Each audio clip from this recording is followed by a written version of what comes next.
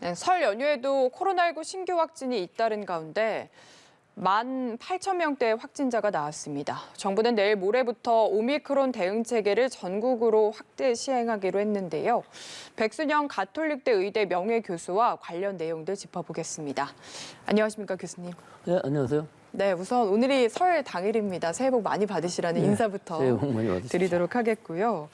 네, 걱정이 많이 됩니다. 오미크론 변이가 국내 우세종이 되면서 지금 신규 확진자가 정말 가파르게 늘고 있는 상황인데 방역 당국에서는 하루에 최대 12만 명도 이야기를 하고 있거든요. 좀 어떻게 전망하십니까? 네, 그렇습니다. 10만 명 넘어갈 것으로 보이는 이유가 이미 지난주에 50.3%였던 것이 80%까지 점유율이 올라갔거든요. 거의 한 주일에 2배씩 올라갔었는데 50%에선 2배 올라가면 100%이기 때문에 80% 올라간 것도 대단한 거죠. 예. 거의 90% 넘어갈 것으로 보이는데 오늘 0시 기준으로 보면은 18,343명. 이게 지금 주말인데요.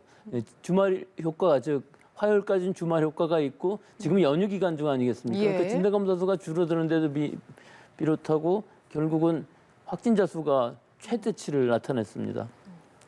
전일 대비 1,258명 늘었는데 그 이전 주를 보면은 이전 주에는 8,571명이었고 2주 전에는 4,072명이었어요. 이게 거의 정확하게 한 주에 2배씩 늘어나는 이게 더블링 타임이면 일주일이라고 볼 수가 있는 것이죠.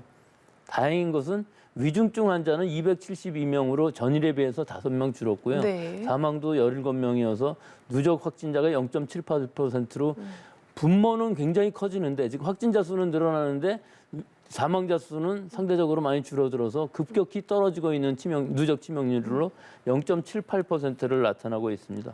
하지만 좀 우려스러운 것은 감염 대상자 주수가 1.18에서 지난주엔 1.58로 늘었고 네. 또 양성률도 지난주에 7.8%까지 올라갔기 때문에 그제 정도 결과가요.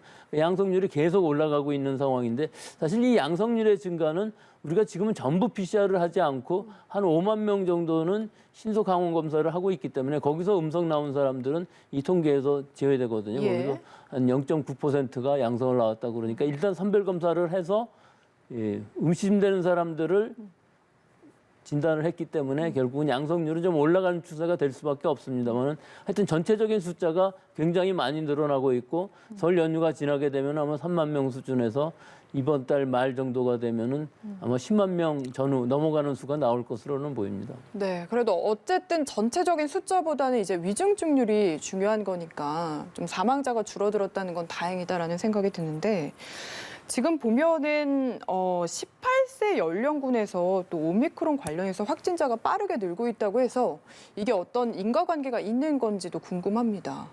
예, 뭐 있을 수밖에 없겠죠. 18세라는 지금 연령층이 대학 입시를 치른 학생들이기 때문에 1월 둘째 주에는 이 100만 명당 10만 명당이죠.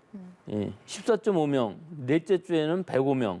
7배가 상승했습니다. 예. 이것은 아마 입시가 끝난 다음에 이 학생들이 외부 활동이 많아지고 예. 음주도 많이 하고 또 접촉도 늘어남으로 해갖고 그게 폭발적으로 증가한 것으로 보이는데 이것은 뭐 이 시기가 지나고 나면은 다시 줄어들 것으로 보이기 때문에 일시적인 현상으로 보이고요. 실제로 뭐 20세 이하가 그렇게 급격히 늘어나는 경우는 아직까지는 보이고 있지는 않습니다만 좀 다행인 것은 60대 이상의 확진자율이 상대적으로 한 자릿수를 나타내고 있다는 것은 상당히 긍정적인 것이고 이것은 아마 3차 접종 완료율이 굉장히 높은 이런 것을 뜻하는 것으로 보입니다. 네, 알겠습니다.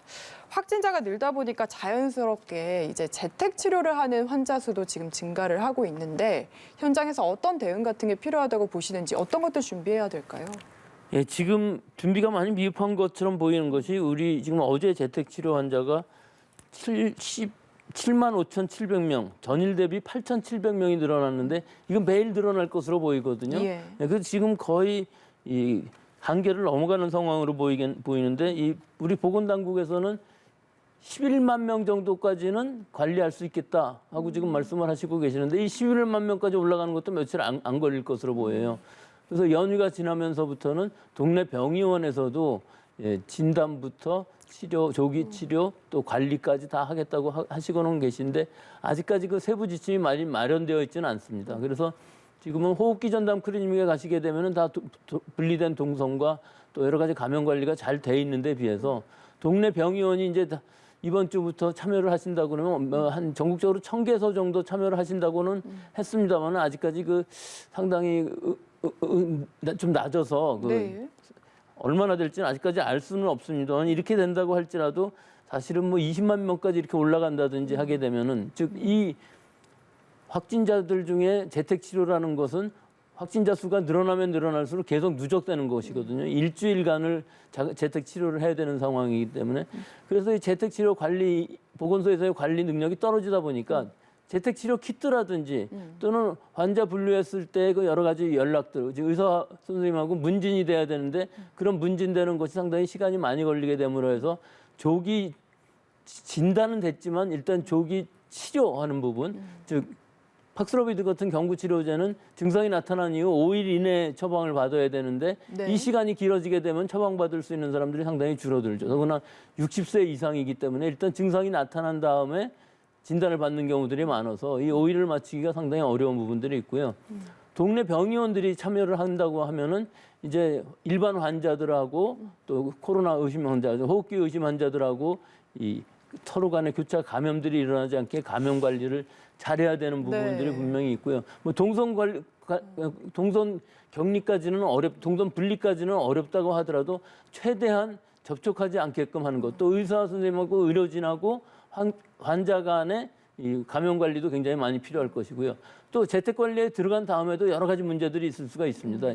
야간에 어떻게 관리할 것이냐, 주말에 어떻게 관리할 것이냐 하는 부분들이 아직까지 다 정해져 있지 않고요.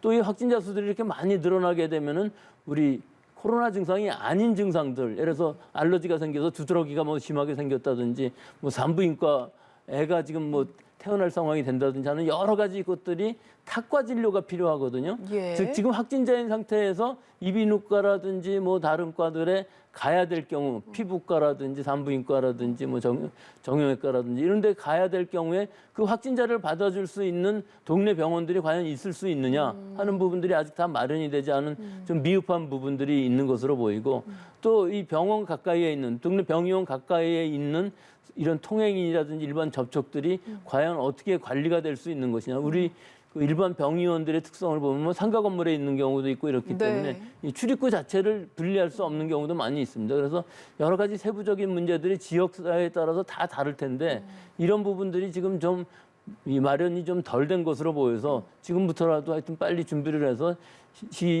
시도 이 의사 선생님들, 의사회와 또 지자체와 또 방역 당국 이 여러 셋이 다 원활하게 이 연계가 되면서 준비가 되어야만 되는데 처음에는 아마 좀 시행착오가 있을 것으로 보입니다. 그러니까요. 괜히 동네 병원에 갔다가 코로나에 걸리는 일은 최소한 없어야 하지 않나 이런 생각이 들고요.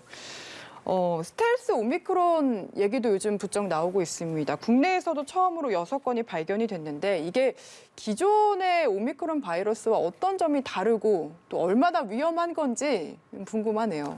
뭐 다르긴 다릅니다. 예, 오미크론이 이제 형제가 둘 있다고 볼 수가 있는데요. BA1하고 BA2. BA1이 뭐 전 세계적으로 우세종이 된 상황인데 BA2가 여기에 그 돌기단백질이 한 5개의 중요한 부분이 바뀌어서 감염력이 훨씬 더 커진 것으로 보입니다. 예. 1.5배 정도 되는데요. 사실 진단 문제는 그다지 크지 않습니다. 이건 진단은 우리나라 PCR 진단법에서는 다 잡히고요. 이것이 뭐 BA1인지 BA2인지도 우리는 구별해낼 수가 있기 때문에 그런 부분은 문제가 되지는 않습니다만 일단은 BA2라는 것이 전파력은 굉장히 강한데 병독성이라든지 면역 회피 능력은 뭐 거의 비슷한 것으로 보여서 그렇게 우려할 부분은 아니지만 1.5배는 전파력이 강하다는 것은 이것이 우세종이 될 가능성이 있다는 것을 뜻하는 것이고 네. 덴마크 같은 데나 인도는 이미 우세종이 되어 있습니다. 미국 같은 경우에 8%, 영국 같은 데 지금 9% 정도거든요. 우리나라 6명이라고는 하지만 실제로 더 있겠죠.